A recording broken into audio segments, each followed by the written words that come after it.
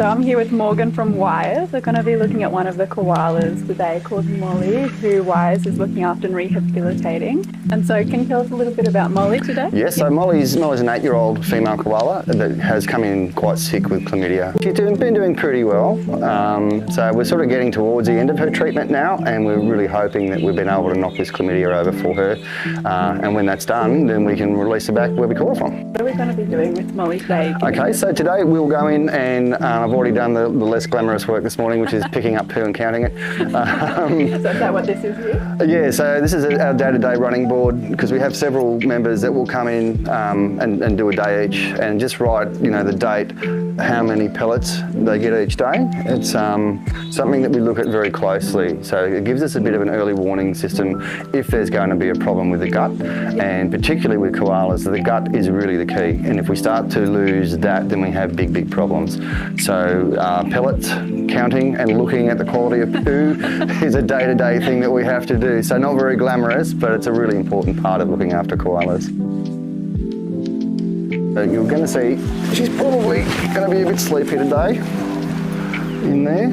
And this is sort of normal koala behaviour when it's a bit cold and rainy and middle of the day. She's been eating quite well, so she's just going to have a little bit of a sleep. But we'll give her some of her critter care that she really likes.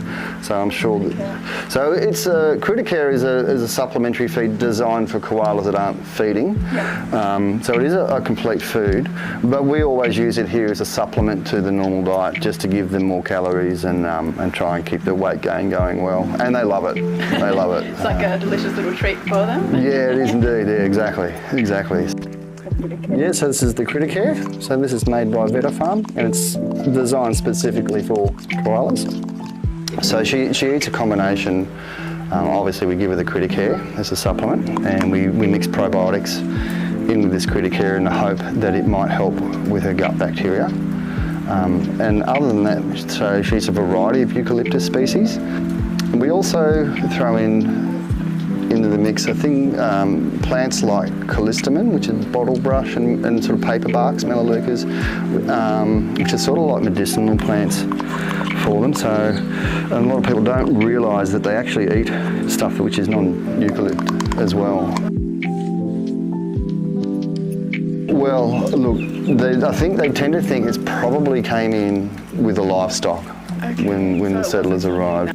And then when koalas are placed under great stress, for example, like our land clearing, right? And so they have to come down to the ground and have to walk a lot more, and they have to live in more highly dense populations than they normally would. That creates stress for the animals, and that can unlock the chlamydia as well that's in them, and they become symptomatic and get sick. They get two types of chlamydia. So they get infected in the eyes, so they have ocular chlamydia and then urogenital chlamydia. And pretty much every koala that we get in is always positive for both. Eye here, the right eye, it's there, but it's been really heavily scarred up as a direct result of the chlamydia. With the first lot of treatment we did for her, it was enough to knock off the ocular chlamydia, but not quite enough to knock over the urogenital chlamydia. The urogenital chlamydia is really dangerous for particularly females too. It causes a lot of inflammation in the renal area, and they are susceptible to developing things like para-ovarian cysts on their ovaries, and that's something that we really can't treat, which is really unfortunate. Yeah, absolutely. Yeah. So, I mean, they are doing trials now with a vaccine, which would be amazing if they can get a successful vaccine. That would be a game changer for us. So the koalas will be tagged on release anyway and fitted with a microchip, so that if they do come back into care, then we can identify them and know who they are. So part of the research Science for Wildlife does with they do a post-rehabilitation survey, and they'll go out once a week with their volunteers and they track the koalas and see where they've moved to and record what sort of tree they're in and do the weather measurements and so forth. And it all goes into their database.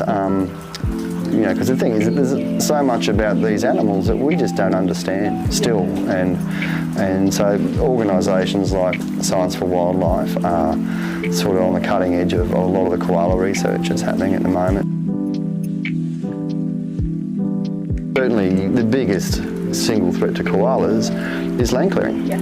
And the fragmentation of existing habitat. If we don't have trees, we don't have koalas.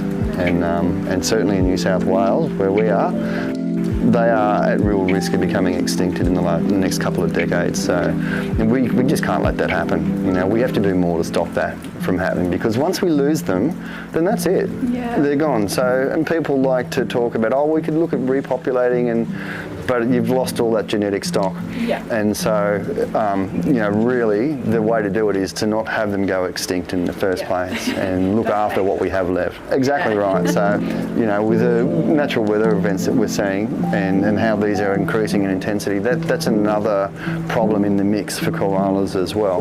And certainly the fires were catastrophic, as we all know. That was really hard. You know, I think everybody was completely overwhelmed with the sheer volume of animals that were coming in. And a lot of the koalas we got from the fireground just didn't make it. You know, they were too far gone, they were too badly burnt, and they had been on the ground for too long before people can get there. Burns are really difficult to treat for not just koalas, but for anybody. I mean, it was really disappointing to see that areas of bush that weren't burnt in the fires, particularly state forests, are now open up for logging. So you sort of think, well, we've lost such a huge amount of land and koalas in that. So the refuges that are left now are still under attack by bulldozers and chainsaws. And this is the problem. This is the problem for these guys. And if we can fix that around, then we have a chance of saving them, you know. But if people really want to affect change, you know, you find a lot of online petitions for state government. They're the guys that have the control, and so it's up to people to put public pressure on the politicians to make change. Though unfortunately, they don't really like to listen to us too much. But if you get international public pressure, they'll be more inclined to listen to that, I think. And that's sort of what we really need. It needs to be a real global effort of people to put pressure on our lawmakers to stop the destruction of their habitat, because that's the key for saving them. That is totally the key, and that's what we've got to look at if we're going to be serious about saving koalas. And I mean, look, I don't know if that'll be enough, but it's we've got to try. You know, like with the ship sinking, and but we can't give up. You know, they can't afford for us to give up, and we need to do everything we can. Like, we might be fighting a losing battle, but we can't give up. You know, we've got to keep going. Thank you so much, Morgan, for your time today and for introducing us to Molly. I hope that she is able to be released back into the wild very shortly. And again, thank you for all the hard work that you're doing with Wires to help preserve our beautiful koalas. No worries. Well, thank you. And thank you for shining a light on the plight of our koalas, because they need every bit of help that they can get. Thank you.